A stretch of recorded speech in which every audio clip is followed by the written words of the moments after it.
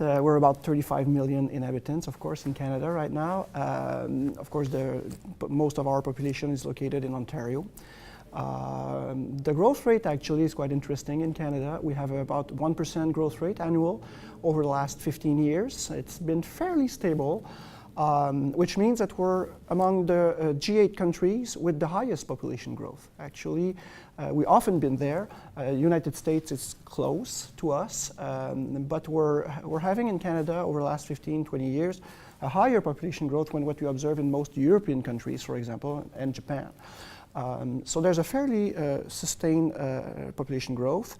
2/3 of this population growth is based on, is related to our immigration levels, which are, compared to other industrialized countries, our immigration rate is quite high. It's about 7.5 per thousand, and that puts us with Australia, among the countries with the highest immigration rate in the world, in the industrialized world.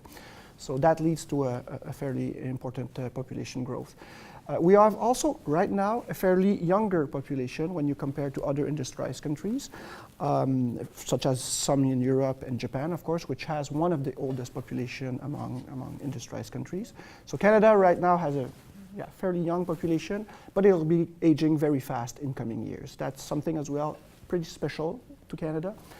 Because, of course, of the large baby boom that we had in the 1950s and 1960s. Those baby boomers right now are about end of the 40s, early 50s, and early 60s, but they're moving on towards the older ages, and they will continue to do so, of course, in the coming years. So the proportion of seniors in Canada, those aged 65 and over, will increase substantially over the next 20 years. Finally, I could say that Canada has also a fairly high ethnoculturally diversified population. That's also an important characteristic. We have a fairly high immigration rate, as I said. Most of our immigration right now is coming from Asian countries, while 30, 50 years ago, it was coming from European countries. So there were shifts in the source countries of our immigration in Canada, which led to an increasingly diversified population. Proportion of those being foreign-born is increasing. It's about more than 20% right now. It'll continue to increase likely if our immigration rates remain the same. Same thing with the proportion of people belonging to visible minority groups. It was less than 5% in 1981, for example. Right now it's close to 20%, and we expect, if current immigration levels would continue, that this proportion could continue to increase.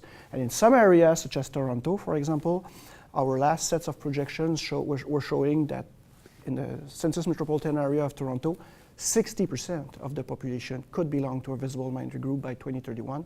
That's a majority.